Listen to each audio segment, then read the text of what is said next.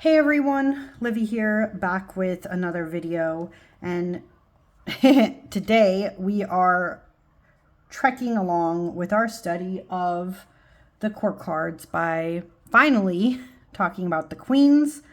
And the thing with the queens is, in my opinion, they have some very admirable qualities to them, so I am excited to talk about them today. If I haven't already established in my other two videos that the court cards can refer to anybody of any gender, I'm going to remind us all now before we get into things, because as we go into the queens and kings, people can sometimes kind of tend to grind their feet in and become very gendered about them, which can be kind of silly to me. As you guys are going to see soon, different characters who identify as different genders will be applied to the queens today, because in my opinion, a queen personality is not about gender identity, but the mastery level they have reached in their given suits. And, elementally with tarot, the queen's main element is of water, which has been designated as the element that goes with the cups, falling under emotions, relationships, creativity, sometimes with also, I guess, wands, love, and intuition, okay? And I talked about this in my intro video, but the queens being put with this elemental alignment is both strategic and honestly kind of sexist because it's the suggestion that only women or women presenting people, female presenting people, know how to navigate those realms successfully, which is kind of why I'm going to urge you to dismantle your gendered associations of the queens today. Anyone of any gender is capable of being ruled by this elemental alignment, and it's also not a bad thing, right? If you do indulge your more emotional and intuitive side or care about your relationships with others more, so... And saying all this before I even begin with the courts, I realize might ruffle some feathers. And if you don't like that, you're also, free to click away from this video. I just thought that saying all that was important to bring up now, as there's going to be a similar discussion for the kings. Okay, but anyways, to get back on track. When it comes to tarot, the queens are about a certain level of confidence to them, right, that they've reached. They've fumbled through life, they've gained some solid experiences already, which has meant that they are very close to mastery of their suit. The only thing I think that holds a queen back from becoming a king is that there's still some kind of trial and error going on with their skills, and that sometimes their emotions do very much get in their way. So even so, the queens are awesome, so I'm excited to talk about them today. And let us all get right into it. Okay, we're going to start off strong today with the most fiery and brave of the queens, the Queen of Wands, okay? Elementally, this queen is both water and fire, which, like I've mentioned in my last video, mirrors the Knight of Cups. But what differentiates the two is that the queen is more in the fire realm than water.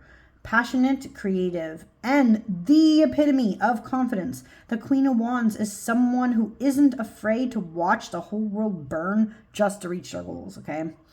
At the same time, the interesting thing is the Queen is a master of strategy, hence why my keyword for this card, and I mentioned this in my intro video, is the strategist. There's someone sneakily pulling the strings behind the scenes. The more emotional and flashy of this alignment can still be more showy of their plans, but either way, they're plan makers. They know reaching their goals takes, trying different methods until one of them sticks, and they also still have some lessons to learn, but overall have a lot more finesse and skill to them than, say, the page and knight that have come before them. Now, with saying that, let's look at some awesome Queen of Wands tarot cards, okay? Like the videos before this, I am going to kind of show some of these. I'll pinpoint the ones I specifically want to talk about, but you can see from the cards that I have, like there's quite a few tarot examples here. These are smaller, so I'll wait to put them. Some really great ones. There's even some like, you know, this one especially is, well, this was my first deck I've always talked about. This is the Raven's Prophecy Tarot. This is the Queen of Wands from that deck. It's just a pair of lips with flames coming out of it, but that basically exudes the whole Queen of Wands energy. Like there's no, you don't have to do much else to get around that. Some of these though, I really want to, oh, and there's some of these I want to talk about. So let's kind of look at some of these. This Queen of Wands, or well, specifically in the Monsoon Tarot, it's called the Queen of Fire. Monsoon Tarot, Standard Edition. Queen of Fire. I like this one the most for tarot because, well, not the most, but I like this one a lot because it shows the Queen's strategical side, especially like the chessboard there. Still has the sunflower associations and stuff like that, but this shows the Queen as a strategist, like I see her. Again, the Queen of Wands with the fire for that. This one from the Disney Villains. I've been talking about this deck a lot in this series, but it's very important.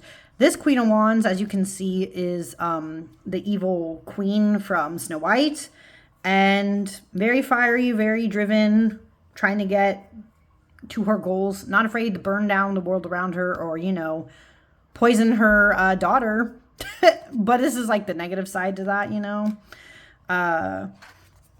This one is from the Lioness Oracle Tarot. I like this queen because it shows the creative side, which I didn't mention, but there is, you know, the wand suit in general does deal with creativity also. So I like that this hints at that. Same with this one, actually, because this queen from the Shadowscapes Tarot, as you can see, is a master of her craft, which is the harp. And then some of these like, oops, sorry. Some of these are subtle, like the green glyph tarot. This Queen of Wands showing her confidence in dancing, right? This Queen of Wands is more typical, traditional, but you can see the confidence in her face. Same with the Darkwood Tarot. This is the mini. Again, great quartz in this deck, but this Queen of Wands is literally burning the world down around her. So, you know, point made. Same with this Queen of Wands. This is from the Eldritch Overload Tarot. Very, very confident and skilled. Even has a paintbrush in hand, you know, shows that creativity side, but also that fieriness, strategy, making her plans. What is this? Goblins and Gardens, sorry. Very confident in her stance. This one's also very fiery, so I like her. This is from the Carrot Tarts Tarot. And some of these others, right? There's a lot of great, you know, queens. Like this one is literally Elizabeth Bennet from Pride and Prejudice. The Queen of Wands, let's be honest here.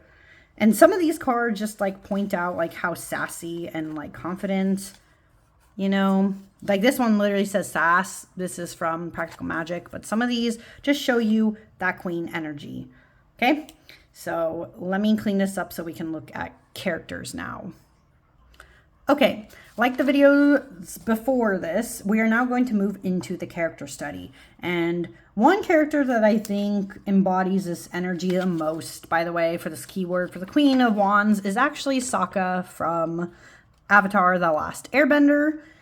Sokka, you know, he starts as kind of like the goofy and lively character, but people realize pretty quick that he's also an excellent strategist.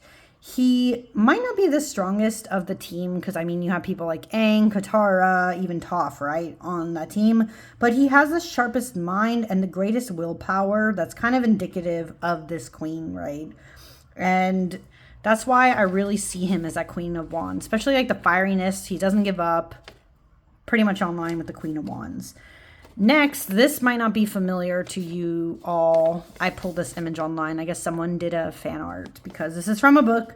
In that same vein, we have Kelsier and Vin. They are from the Mistborn trilogy. Neither are very goofy like Sokka, but both play the long game of survival and strategy. Neither also give up the fight to see people free from the mists and oppressive rule. So it's more of like the strategy side of the Queen is what these two represent. But then, you know, some might think this next character, right, is an interesting choice. But I do believe that Harley Quinn, especially like Margot Robbie's Harley Quinn, is also a Queen of Wands. She's wild, she's unpredictable on the surface, right? But thinking about the long game, in actuality, she actually has a lot of strategy to her. She does, it's like, you know, it's a very organized chaos, but she definitely has that fiery energy indicative of the suit. And of course, a big Queen of Wand, in my opinion, is Leia Organa from Star Wars. You could make a case actually for her also being in the sword suit, but her confidence, leadership, and strategy, as well as Spitfire nature, rings truer to me to the wand suit, and that's why I place her here with these others. So these four, man, really good Queen of Wands, just saying. And yeah. Okay. The next queen we are going to talk about is the Queen of Swords, a figure that I've kind of grown to appreciate despite how this queen can have some kind of off-putting energy a lot of times. So elementally, Queen of Swords, right, is both water and air, which does mirror the King of Cups, but while the king kind of embraces more of that water side of the alignment, the queen is actually definitely more in the air. So Queen of Swords is logical, outspoken, and almost always believes they're right, even when they can be horribly wrong.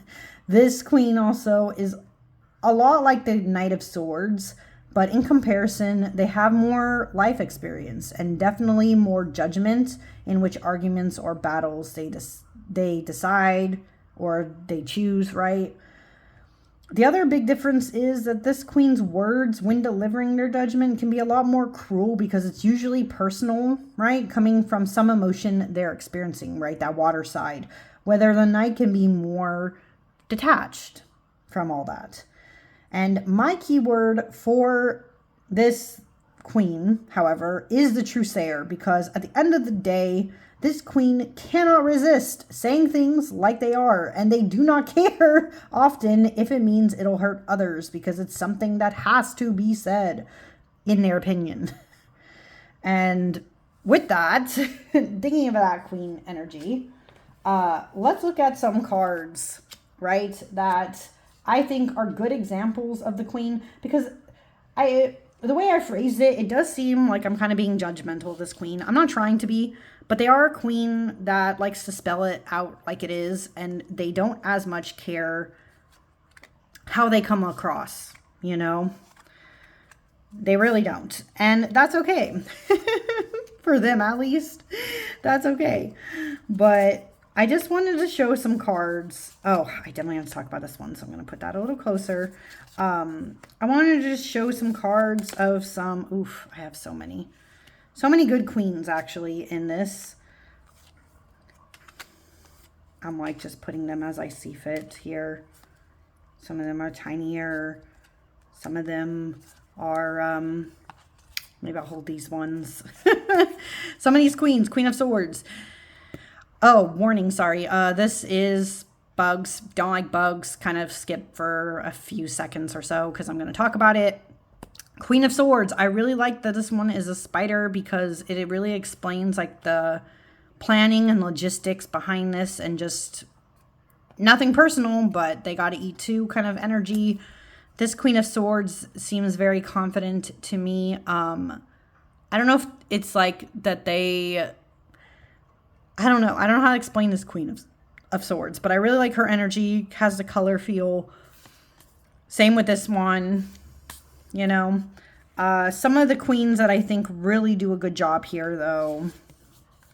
I'm like picking and choosing here.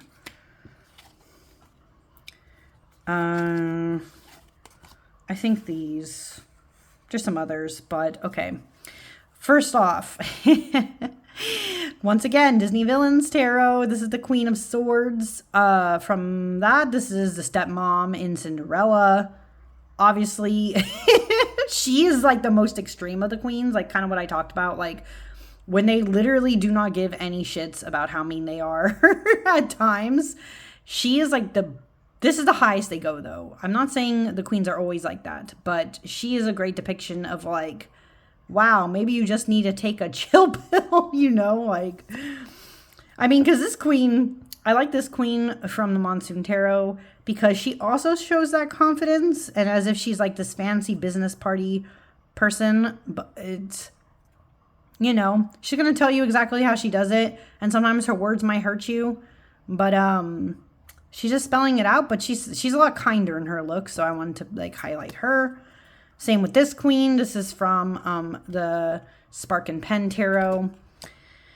She just looks ready at any moment to swing that sword. And that's the thing. And especially this keyword from the Practical Magic Tarot, right? Brutal Truth. Again, Queen of Swords. You know, these are some of those depictions that I think really hit in tarot. But I like this Queen of Swords because this is from the Starseeker Tarot, the Pocket Edition. What I really like about her, I don't know if you guys can really tell. I'm going to push it really close. You can see her like expression on her face. I like that she's older. I like that she has scars on her. I like that she's been through some shit and that's why she says the words that she has. Like, it doesn't come out of nowhere, you know. So I really like that this queen shows all that. And that's the thing. It's like some of these like are just really good. Like, once again, the Darkwood Tarot. Or this queen. I really like actually this queen from the Everyday Witch Tarot Mini. Because she also shows that like, again, ready to swing that sword. She's going to tell it like it is. But this queen shows the more fair side. Like the Queen of Swords isn't always like just talking out her butt, you know? It's like it comes from somewhere. It's logic. She seems like very trusting. And like, you know that she has her power. So yeah, these are all some good tarot examples of that. Okay. But to talk about characters, give me 1 second, fixing this a little. Okay, let me try to do this in a way where you guys can't see the next ones. Okay, so characters. For characters, I have here, first of all, we have Regina George from Mean Girls, Cersei Lannister from Game of Thrones. We have Mr. Darcy himself from, you know, Pride and Prejudice. This is one of the movie adaptations. And then, of course, we have Katniss Everdeen from The Hunger Games, okay?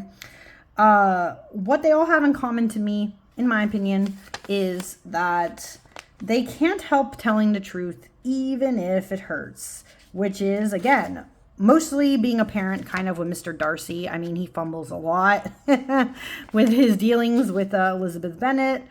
And even, of course, Regina George, she just cannot help herself. She's kind of closer in line to the evil stepmother energy kind of the queen. But, you know, it is what it is. Even Cersei and Katniss, though, cannot help delivering painful truths. But I would say that these two are better in their, like, survival skills in some ways, like keeping some of their opinions to themselves if it means that they can survive another day, compared to some of these other queens, right? Or some of the, like, the other choices. So it's showing you the range in that. Is like, not all queens of swords are the same way, but some of them, you know, still do the same thing. But in any case, all four of them are for sure quick-witted. And despite thinking they're always right, because they are very confident, these ones, they can also be very wrong, and sometimes in fortunate ways, especially in relation to Mr. Darcy and Regina George. So they all have room to grow too, as you can see. And despite them being confident, so some do by their stories and some don't, but either way, they are Queens of Swords. Okay. The next one I want to talk about today is the Queen of Cups, which is probably the queen that those who read tarot would understand the most. Elementally, They are double water, which I've mentioned in my pages video means they're close to the Page of Cups in emotional level, but of course they have more depth and experience to them, okay? And I don't know if it's just me, but I've also always linked the Queen of Cups to the High Priestess because they are both mysterious and otherworldly, and having learned right how to keep their deep emotions hidden, because that is the thing with both of these cards, right, is like deeply, deeply held emotions in some ways. But either way, they're both highly intuitive, able to feel out others' emotions or become aware of things much sooner than other people, right? Like, very intuitive people are in the Queen of Cups realm. So, for that reason, my keyword for this queen is the dreamer, because to be honest, they're a queen that would rather exist in a world of dreams and magic than interact with most or act like the collective majority, right? They're one of those people you see who can be kind of spacey, but they also mean well and have more depth to them than you'd think. Mainly, again, because they hide a lot of their emotions, I would say. Also, I do see this queen most commonly associated with strong water or mermaid imagery, probably to highlight her mystery and depth. And this is also a queen that I kind of wish I was able to emulate more. But to gain that level of skill, it takes time to really develop a lot of your intuition. So with that said, here are some great tarot examples of this queen. Like the Monsoon Tarot again, just showing like her mystery, her silliness in some ways with the cat. Oh, Galadriel.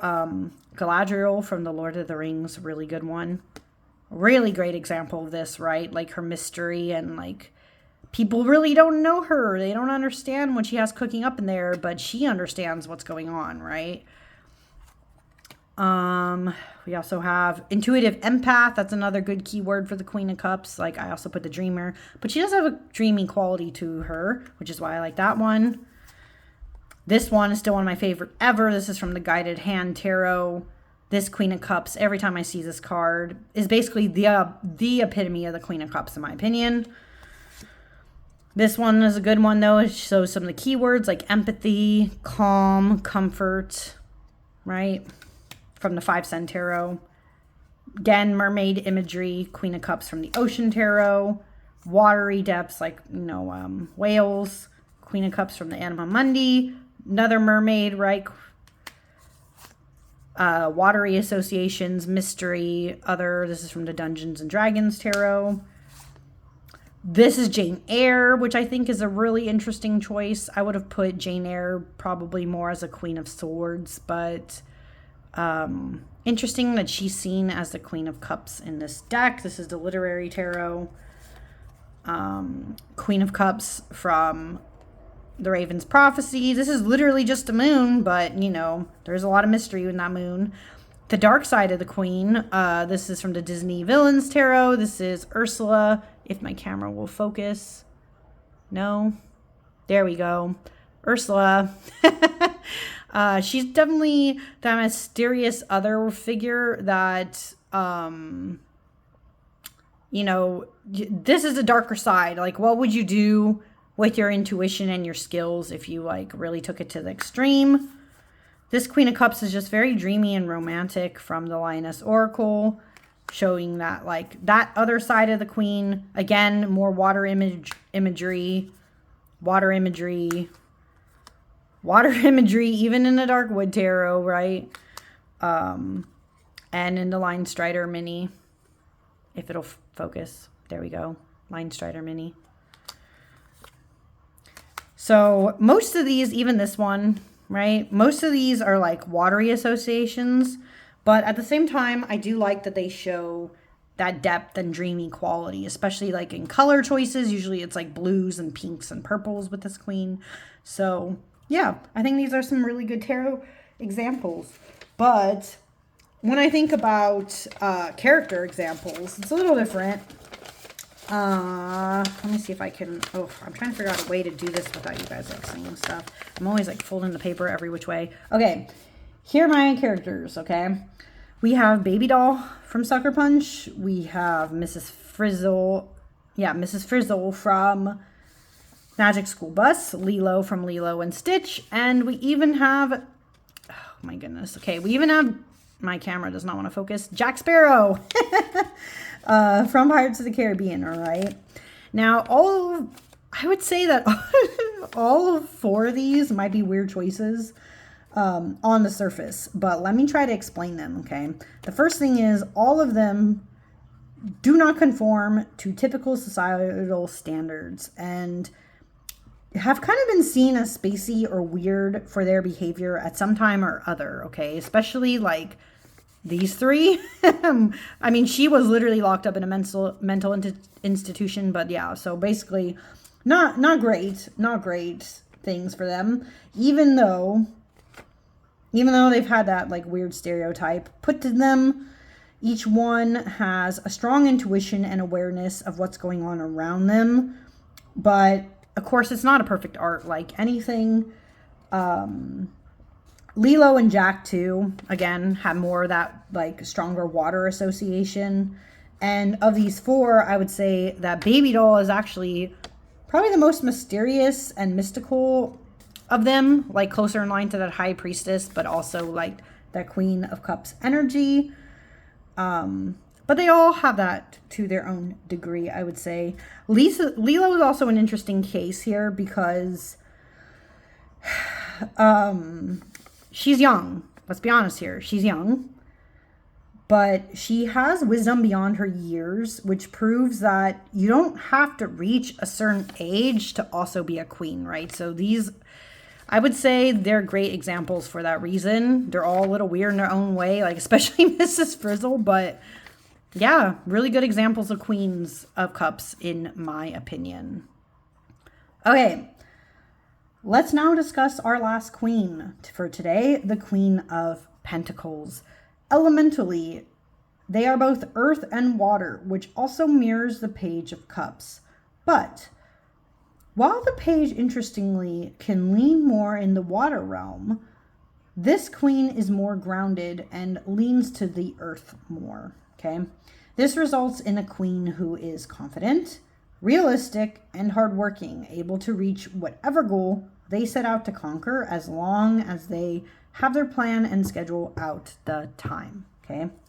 This is why my keyword for this queen is the boss, because they end up being able to lead well as just get their shit done more than any other court except maybe the Knight of Pentacles, okay?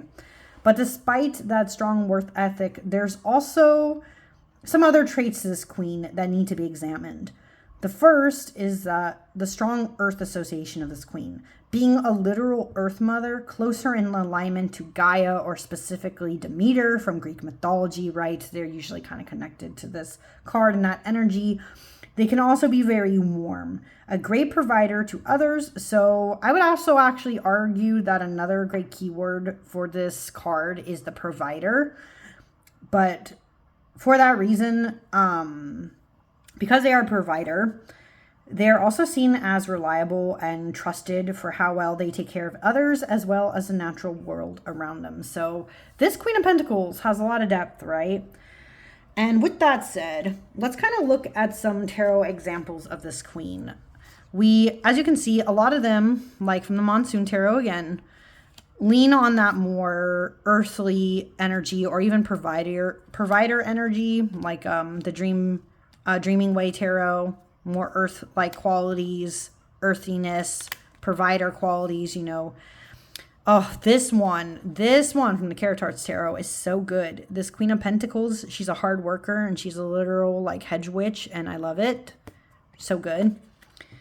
I mean, this bird, look at them sitting on their nest and being that provider, that caregiver, like caring energy, Earth Mother energy from Shadowscapes again.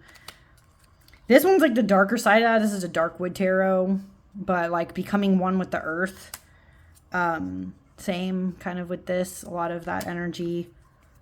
energy, more earth. A lot of these, as you can see, they're very earthy associations. Even this queen from the Lioness Oracle, very earthly. Now she's from, I forget her name, but she's from The Rescuers. Yeah, The Rescuers. Oh my God, she was so mean too, but she's like a boss also. See that in the background? She's like getting her monies. But these show provider energy, earth energy. As you can see, that's kind of like the biggest things when people do good tarot, like tarot examples of this queen. It's mainly in these kind of spheres of either they go earthly or they go the more provider route. I do like this one. Oh, this is from the Dungeons and Dragons Tarot. This Queen of Pentacles is so good because, yeah, she is literally providing food for others. And I love that. It's like an easy way to show all that, but not like, you know, having to be obstructive. Again, more earthliness, more earthliness. One with the earth. Even this otter. So that's like the main vibes you get. Oh, but I really like, okay. This is from the Wonderworld Tarot. I love this one of how simple but how good it is. Like this queen is just so good. Look at like all the stuff she's accumulated and the stuff that she provides. Same as this one, right? Earth Mama. Just so good. So yeah. Queen of Pentacles associations, pretty, they either lean one way or the other, but the ones that show like that boss energy, like her, that's also really cool. But now, last thing to do is a look at the characters for this queen. First, we have Jessica Pearson from Suits. We also have Kronk from The Emperor's New Groove. We have Poison Ivy from the DC Universe. And we have Keyleth from Critical Role. Okay.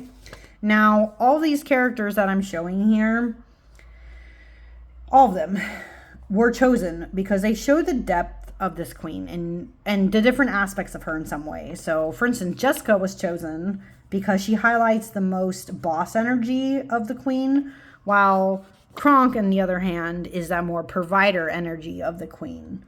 And of course, right, both Poison Ivy and Keyleth have those strong earth associations to them, while still being able, right, to also get stuff done and prove their deadly strength at times.